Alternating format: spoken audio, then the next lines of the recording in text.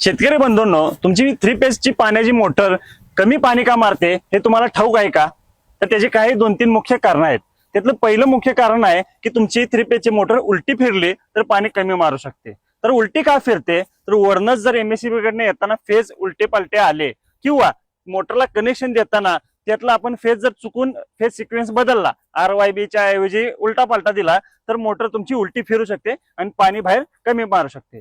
दुसरं मुख्य कारण म्हणजे काय असतं की ज्या मोटरला जाळी असते त्या जाळीजवळ समजा प्लॅस्टिकची पिशवी किंवा काही जरी अडकलं तर पाणी त्यातनं कमी येऊ शकतं.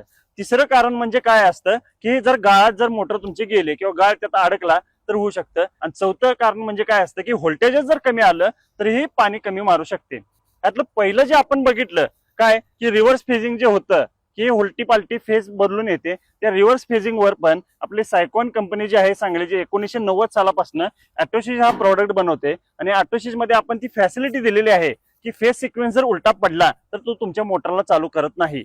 मी पाणी कमी मारण्यापासून आधीच तुम्हाला कळवतं की फेज सिक्वेन्स तुमचा चुकलेला आहे. तो फेज सिक्वेन्स तुम्ही जर पेटीमध्ये कनेक्शन करताना बरोबर केला तर तो परत ओके कंडिशन दाखवतं आणि तुमची मोटर व्यवस्थित चांगल्या प्रकारे पाणी मारत्या ह्या कंडिशनला ठेवते.